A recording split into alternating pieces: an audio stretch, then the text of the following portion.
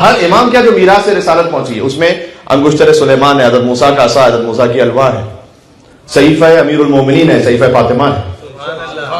یہ ایک کے بعد ایک ائمہ علیہ السلام تک رسول اللہ کا ماما ہے. اس کی تفصیل اپنے مقام پر پوری. جب اولاد امام حسن علیہ السلام میں آ کر کوئی امام صادق علیہ السلام سے کہتا تھا کہ امامت فقط آپ کا حق کیوں ہے، ہمارا بھی تو حق ہے، تو امام صادق علیہ السلام کہتے تھے تمہارے پاس مصحف فاطمہ ہے. بلکہ ایک اتنا لطیف مکالمہ ہے، میں اس طرح بہت تفصیل سے جاؤں گا تو پھر بہت زیادہ وقت ہو جائے گا. ایک لطیف مکالمہ یہ ہے کہ کسی نے امام جعفر صادق علیہ السلام سے آ کے کہا کہ وہ جو فلاں شخص ہے نا وہ بادشاہ بننے والا ہے. امام نے کہا نہیں بنے گا، اس لیے کہ اس کا نام مصحف فاطمہ میں نہیں ہے، میری دادی نے نہیں کہا تھا کہ وہ بادشاہ بنے گا.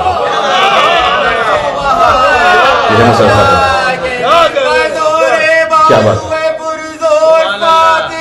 کیا بات. اللہم صلی علی محمد وعلی محمد.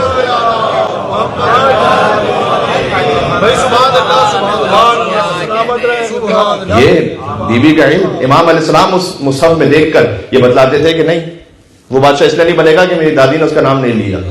پھر امام نے فرمایا کہ قیامت تک آنے والے جتنے بادشاہ ان کا نام اس میں لکھا ہوا ہے. میری دادی جدہ نے سمجھایا ہے اور بتلایا ہے کہ آگے قیامت تک کے جو حالات ہیں اس میں موجود ہیں. املا کیا بی بی نے، لکھا مولا علی نے. وہ آج اچھا یہ وہ مصحف ہے کہ جو ائمہ علیہ السلام کے بہت قریبی ترین ساتھیوں نے دیکھا بھی ہے. اب ہے امام زمانہ علیہ السلام کے پاس کسی کی دسترس میں نہیں. امام آئیں گے تو لے کر آئیں گے. یہ وہ الزام ہوتا ہے کہ شیعوں کیا جائے امام آئیں گے تو نیا قرآن لے کر آئیں گے. نیا قرآن نہیں لے کر آئیں گے، اپنی جدہ کا مصحف لے کر آئیں گے. جی بی بی کی خصوصیت ہے ان کا عالمہ ہونا، ان کا عابدہ اور زاہدہ ہونا. ہاں کم بیان ہوتا ہے. میں نے ایک مقام پر عرض کیا تھا کہ جو رسول اللہ کی گواہی ہے اور مولا علی علیہ السلام کی کہ محراب عبادت میں سے کھڑی ہوتی تھی کہ حتی تورم قدماہا، کہ ان کے قدم ان پر ورم آ جاتا تھا. 18 برس کا سن ہے. یہ جتنے جوان ہیں یہاں پر مجھے بتلائیے، آپ 2 گھنٹے بھی کھڑے رہیں آپ کے پیروں میں ورم آئے گا؟ نہیں آئے گا. آپ کے پیر درد کریں گے لیکن ورم نہیں آئے گا. اب کتنا عابدہ اور زاہدہ ہونا چاہیے ایک جوان فی الخاتون کو کہ وہ ایسی عبادت کرے کہ قدموں میں ورم آ جائے. لہذا ایک اور کتاب ہے کہ جو اس وقت وہ اویلیبل ہے اور وہ دعائیں بھی اویلیبل ہیں. .org پہ جا کے دیکھیے گا، آپ سرچ کیجیے گا دعا سے بی بی فاطمہ سلام اللہ علیہا تو آپ کو لنک مل جائے گا. 79 دعائیں بی بی فاطمہ کی. صحیفہ سجادیہ میں 50 اور دعائیں، بی بی فاطمہ سلام اللہ علیہ کی 79 دعائیں. ایک دعا وہ ہے، ذرا غور کیجیے گا، کہ جو مفاتیح الجنان میں لکھی ہوئی ہے، سنڈے کی دعا، منڈے، ٹیوزڈے، ویڈنسڈے، روزانہ کی دعا لکھی ہوئی، وہ دعا ہے امام زین العابدین علیہ السلام سے. بی بی فاطمہ سلام اللہ علیہ سے ایک دعا ہے ہفتوں کے بارے میں، یعنی اتوار کی دعا، پیر کی دعا، منگل کی دعا، بدھ کی دعا، جمعرات، جمعہ، ہفتہ. یہ دعائیں بی بی فاطمہ سلام اللہ علیہ سے. آپ پڑھیے گا دعاؤں کو کبھی موقع ہو تو.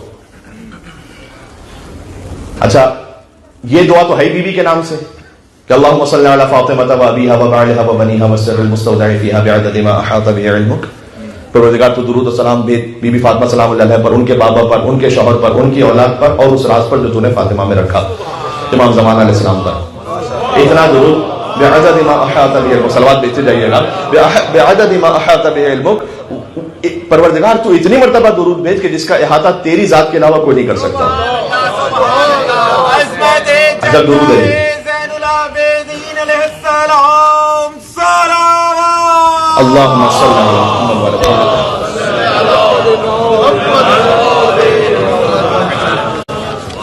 آیت اللہ مرشی نجفی ایک خاص حوالے سے اس درود کو پڑھا کرتے تھے نماز کے قنوت میں.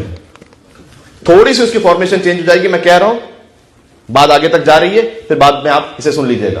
وہ نماز کے قنوت میں ان کا روٹین تھا کہ وہ اس طرح سے دعائے قنوت پڑھتے تھے کہ اللہم انی اسألک، وہ جو دعا ہے اللہم صلی علی فاطمہ، پروردگار تو درود و سلام بھیج. یہاں اللہم انی اسألک، پروردگار میں تجھ سے دعا مانگ رہا ہوں، انی اسألک بحق فاطمہ و ابیہا و بعلہا و بنیہا والسر المستودع فیہا ان تصلی علی محمد و آل محمد، کہ میں دعا تجھ سے مانگ رہا ہوں کہ تو محمد اور آل محمد پر رحمت نازل فرما. میں دعا مانگ رہا ہوں بی بی فاطمہ سلام اللہ علیہ کے وسیلے سے اور ان کے بابا کے وسیلے اور ان کے شوہر اور ان کی اولاد اور امام زمانہ علیہ السلام. اور میری دعا یہ ہے کہ تو محمد اور آل محمد پر رحمت نازل فرما. وَأَن تَفْعَلْ بِي مَا أَنْتَ أَهْلُ وَلَا تَفْعَلْ بِي مَا أَنَا أَهْلُ، اور میرے ساتھ دنیا اور آخرت میں وہ سلوک فرما جس کا تو اہل ہے اور وہ سلوک نہ فرما جس کا میں اہل ہوں.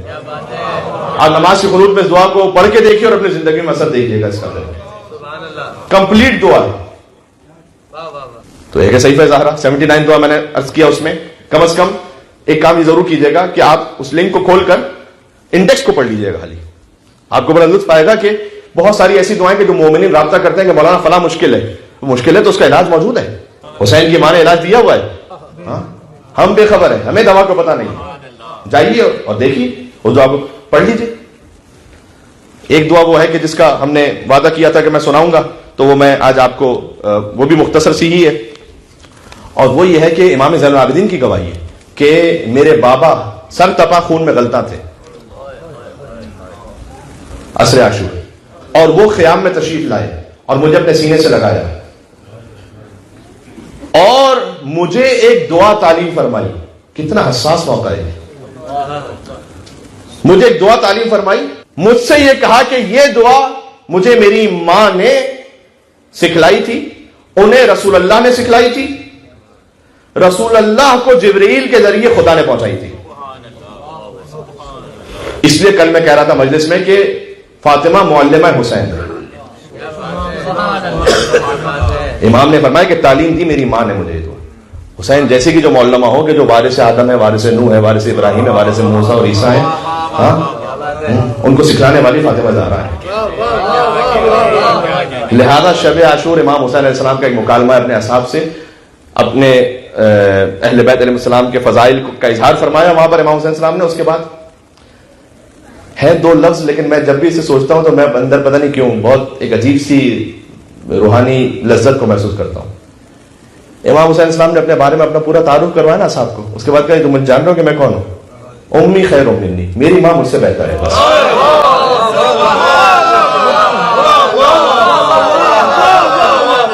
میری بات پہنچ رہی ہے.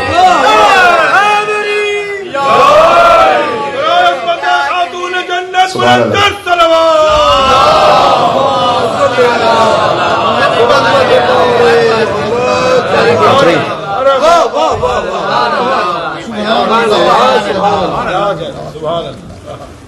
امام حسین السلام نے کہا کہ بیٹا میری ماں نے مجھے یہ دعا تعلیم فرمائی تھی کہ بحق یاسین والقرآن الحکیم و بحق طٰہٰ والقرآن العظیم یا من یقدر حوائج السائلین, اے وہ کہ جو ہر سوال کرنے والی کی حاجت کو پورا کرنے پر قدرت رکھتا ہے. یا من یعلم ما فی الضمیر, اے وہ کہ جو دلوں کے چھپے ہوئے حال کو جانتا ہے. یا منفسا عن المکروبین, اے پریشان حالوں سے پریشانی دور کرنے والے. یا مفرجا عن المغمومین, اے غمزدوں سے غم کو دور کر دینے والے. یا راحم الشیخ الکبیر, اے بوڑھوں پر رحم کرنے والے. یا رازق الطفل الصغیر, اے چھوٹے چھوٹے بچوں کو رزق پہنچانے والے. یہ وہ کہہ رہا ہے کہ اس کے خیموں میں 3 دن سے پانی نہیں ہے. اللہ سبحانہ وتعالیٰ سے مناجات, یا رازق الطفل الصغیر, اے چھوٹے چھوٹے بچوں کو پانی پہنچانے والے اور رزق پہنچانے والے. یا من لا یحتاج الی تفسیر, اے وہ کہ جسے مزید کسی تفسیر کی ضرورت ہی نہیں, وہ جو ہے وہ ہے. صلی علی محمد و آلہ. حسین خود اپنے آپ پر درود و سلام, اور یہ حسین کو سکھلایا ہے ان کی ماں نے کہ پروردگار تو درود و سلام بھیج محمد اور آل محمد پر, وفعل بھی قضا و قضا. آگے آپ اپنی حاجت مانگیے. کیا بات ہے. سبحان اللہ. بی بی مدافع ولایت ہے, بی بی عالمہ ہے, عابدہ اور زاہدہ ہیں. اس کے ساتھ ساتھ تمام اجتماعی امور کو انجام دینے والی میں نے عرض کیا. ان کے شوہر سے تعلق ہے, جو بچوں سے تعلق ہے, جو روایتیں. ادارے گرامی میں بہت زیادہ تفصیل میں نہیں جاؤں گا, میں صرف اتنا کہوں گا کہ قرآن کریم میں, اب آپ کو بات بڑی عجیب سے لگے گی کہ میں ڈائریکٹ سیپریشن سے بات شروع کروں, یہ کیسے مولانا ہے, لیکن وقت نہیں ہے. اور دوسرا یہ کہ میں صرف اتنا کہنا چاہتا ہوں, جب حتیٰ یہ کہ اللہ سبحانہ وتعالیٰ نے طلاق اور سیپریشن کے آداب بیان کیے ہیں اخلاق کے ساتھ, تو زندگی گزارنے کے لیے کیسے آداب اور اخلاق ہونے چاہیے, ذرا غور فرمائیے گا. جو کچھ چیزیں جو بہت زیادہ روٹین میں غلط رائج ہو گئی. اچھا مثال کے طور پر, اچھا یہ بات ضرور ہے کہ خاتون پر واجب نہیں ہے کہ وہ گھر کے امور انجام دیں, لیکن کبھی کبھار اسے بھی ہم اتنا تکرار کر کے اوورڈو کر دیتے ہیں اس بات کو. مثال کے طور پر اگر میں کہوں کہ آپ پر مجلس امام حسین میں آنا واجب نہیں ہے, تو بات تو صحیح ہے میری, لیکن جملہ ادھورا ہے. مجھے آگے کہنا پڑے گا کہ مجلس امام حسین السلام میں آنا واجب نہیں ہے, لیکن سنت امام زین العابدین السلام ضرور ہے, سنت بی بی فاطمہ سلام اللہ علیہ ضرور ہے کہ آپ ذکر حسین میں آئیں گے. کسی چیز کا واجب نہ ہونا اور بات ہے اور سنت معصومین ہونا اور بات ہے.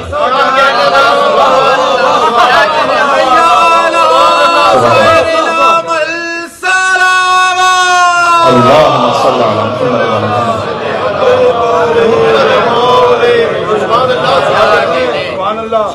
تو اچھا کیا مرد پر واجب ہے گھر کے کام کرنا؟ اس پہ بھی واجب نہیں. تو مولانا جب کسی پہ واجب نہیں تو نظام کیسے چلے گا؟ یہی تو اللہ سبحانہ وتعالیٰ کی دین کی بیوٹی کا یہ ایسا ایک لطیف رشتہ ہے. ہر فیملی کی الگ الگ ریکوائرمنٹ ہے. You decide your self. آگے دونوں میں میوچل انڈرسٹینڈنگ محبت کے ساتھ آگے بڑھو. نہ اس پہ کوئی واجب نہ اس پہ کوئی واجب.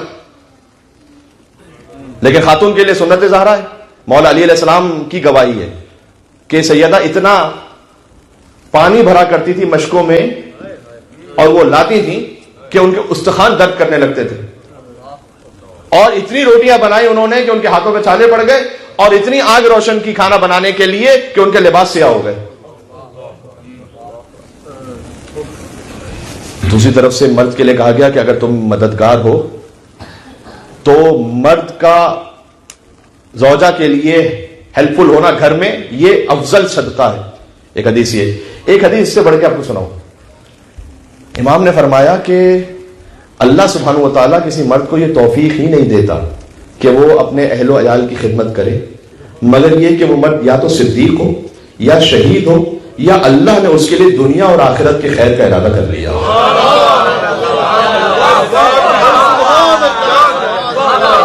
کیا بات ہے.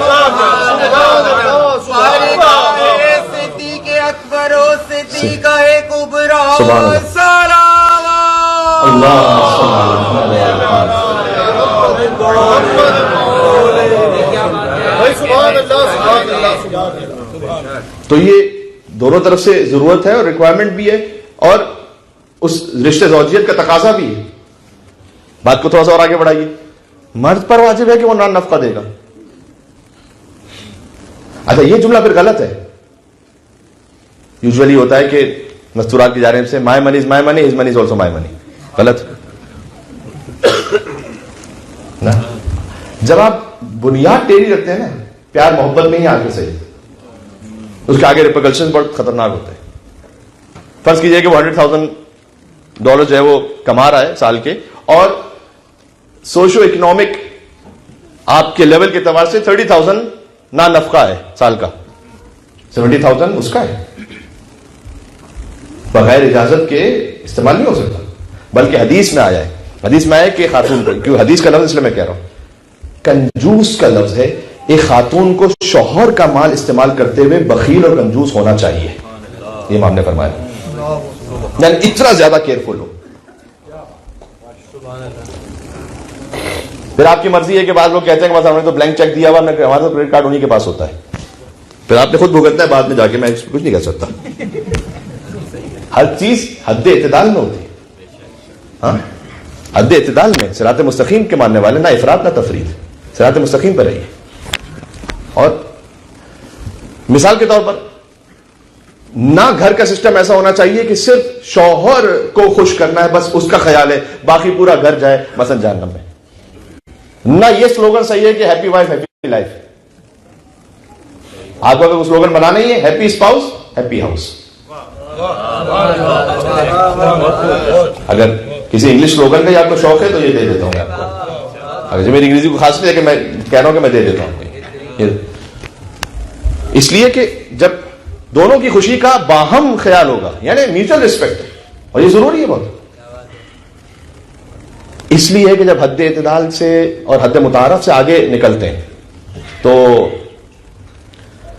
حتی عجب ہے. اسلام نے یہ کہا کہ اگر تمہارا, ویسے تو طلاق کے لیے آیت ہے لیکن میں اس کو کانفلکٹ کے لیے مثال بنا کے پڑھ رہا ہوں. سورہ بقرہ میں فرمایا کہ لا تنسوا الفضل بینکم. دیکھو تمہارا ایپیسوڈ جو جھگڑا ہو رہا ہے نا, ایک دوسرے کا جو فضل ہے جو ایک دوسرے پر تم نے کیا ہوا ہے اس کو فراموش نہیں کرو. کچھ اس نے تمہارے ساتھ بھلائی کی ہے, کچھ آپ نے اس کے ساتھ بھلائی, ایک دوسرے کا جو فضل ہے اس کو نہیں بھلاؤ. لا تنسوا الفضل بینکم, آپس میں نہیں بھلاؤ کہ تم نے ایک دوسرے کے ساتھ کوئی بھلائیاں کی بھی ہیں. کتنا پریکٹیکل اللہ سبحانہ و تعالیٰ نے دستور دیا. پھر مثال کے طور پر سورہ نساء میں فرمایا کہ اگر کہیں تم اس حد تک پہنچ گئے، لیکن سب سے پہلی بات یہ کہ اگر کہیں کانفلکٹ ہوتا ہے ایٹ دا ویری بگننگ آپ کسی کو انوالو نہ کریں، خود حل کریں. لیکن ایک مرحلہ آتا ہے کہ شاید پھر جا کے بعد میں، کیونکہ قرآن نے یہ کہا کہ اگر تم سیپریشن تک تقریباً پہنچ چکے ہو تو حکمن من اہلی و حکمن من اہلہا، ایک تمہاری جانب سے ایسا حکم کہ جو جسٹ ہو لیکن ہو تمہاری طرف، ایک ان کی جانب سے کوئی ایسا حکم کہ جو جسٹ ہو لیکن ہو ان کی طرف. ہو سکتا ہے بہت ساری باتیں آپ وائف سے سن رہے ہو، آپ کو برا لگ رہا ہو کہ مجھے کیوں ایسا کہہ رہی ہے، لیکن وہ جو میڈیٹر کہے گا اگر وہ انصاف کے ساتھ کہہ رہا ہے تو آپ کا دل اس کی جانب سے شاید اتنا زیادہ چونکہ سخت نہیں ہوگا تو آپ سوچیں گے. ہو سکتا ہے آپ سے کہے کہ نہیں یہ آپ کی بات فیئر نہیں ہے. وائف کہے گی تو آپ نہیں مانیں گے، یہ ہسبینڈ کہے گا وائف سے تو وہ نہیں مانے گا، لیکن کوئی میڈیٹر تو مان جائے گا. ضروری ہے کہ کوئی مولانا ہو، کوئی ایسے کہ جن پر آپ ٹرسٹ کریں، آگے بڑھیں. اس کے بعد اللہ سبحانہ و تعالیٰ نے ایک وعدہ کیا، فرمایا کہ اگر تم دونوں چاہو کہ اصلاح ہو جائے، یہ اللہ قرآن میں کہہ رہے ہیں، تو اللہ کا وعدہ یہ ہے کہ اللہ تمہیں اس اصلاح میں کامیابی عطا کرے گا اگر تم دونوں صدق نیت سے چاہو. اللہ نے وعدہ کیا. مسئلہ یہ ہے کہ ہم اختلاف ہوتا ہے تو اللہ سے رابطہ کرنے کے بجائے پہلے لوئر سے رابطہ کرتے ہیں کہ مجھے تو ٹھیک کرنا ہے اسے. اس حد تک آگے نہ بڑھیں. جدا ہونے کے بھی کچھ آداب ہوتے ہیں. مثلا مرد ہے، اس نے کہا کہ مہر تو کہیں لکھا بھی نہیں، ڈاکومنٹڈ تو ہے نہیں، اس پہ تو لیگل دینا ہی نہیں، جاؤ چھٹی کرو. یا خاتون ہے، اس نے کہا کہ اب چونکہ یہ معاملہ ہو رہا ہے تو اس کو میں سڑک پر لے کر آؤں گی، دیکھتی ہوں کیا ہوتا ہے، اس کے گھر پہ قبضہ کروں گی، اس کے ایسٹس پہ قبضہ کروں گی، چونکہ مجھے بہت سی جگہوں سے رائٹس ہیں. اچھا ٹھیک ہے، آپ بیٹل جیت جائیں گی، اللہ سے وار ہار جائیں گی.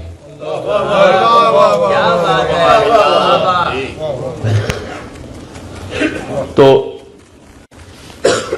ڈاکومنٹڈ ہے یا نہیں، آپ کا اللہ ہے یا نہیں، بینی و بین اللہ جو بات ہے. ہاں اگر کسی کا گھر میں کوئی پروپوشن ہے، حق ہے، اس کا حق ہے. ادروائز یہ کہ اگر غیر شرعی طریقے سے چھینا، اس کے بعد پھر اس میں مجلس بھی ہوتی ہے. اللہ کا شکر ہے کہ اللہ نے مجھے کامیابی عطا کی، شکرانے کے طور پر ذکر امام ہو رہا ہے.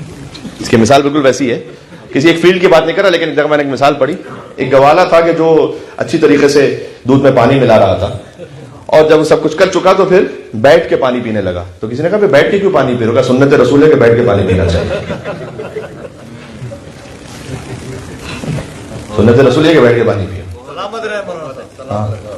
تو پھر اس گھر میں نماز جائز نہیں، کیونکہ غصبی مجلس کی کیا بات، نماز ہی جائز نہیں.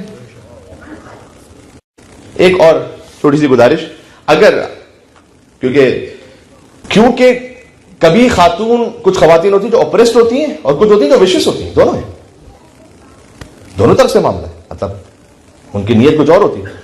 میں صرف اتنا عرض کرنا چاہ رہا ہوں، ایک چھوٹی سی گزارش، اگر آپ کی فزیکل اینڈ مینٹل ہیلتھ اس بات کی اجازت دیتی ہے تو کثیر العیال ہونا چاہیے. یہ جو ہے ایک کے بعد ابھی نہیں، دو کے بعد کبھی نہیں، یہ اسلامی نعرہ نہیں، یہ میں جوانوں سے کہہ رہا ہوں. ہمارے پیرنٹس سے ان کے 4 5 6 بچے تھے، کم ہوتے ہوتے 2 3 پر آ گئے، آگے اگلی جنریشن میں کیا ہونے والا خدا جانتا ہے. کثیر العیال ہونا چاہیے اگر آپ کی فزیکل مینٹل ہیلتھ اجازت دیتی ہے اس بات کی، تو یہ بہتر ہے. یہ جو کہا جاتا ہے نا کہ ہمارے ساتھ 2 ہی بچے ہو تو ہم تربیت اچھی کر لیں گے، تربیت اچھی کرنے کے لیے اپنے بچوں کو بہن بھائی دیں. اس میں پوری داستان ہے.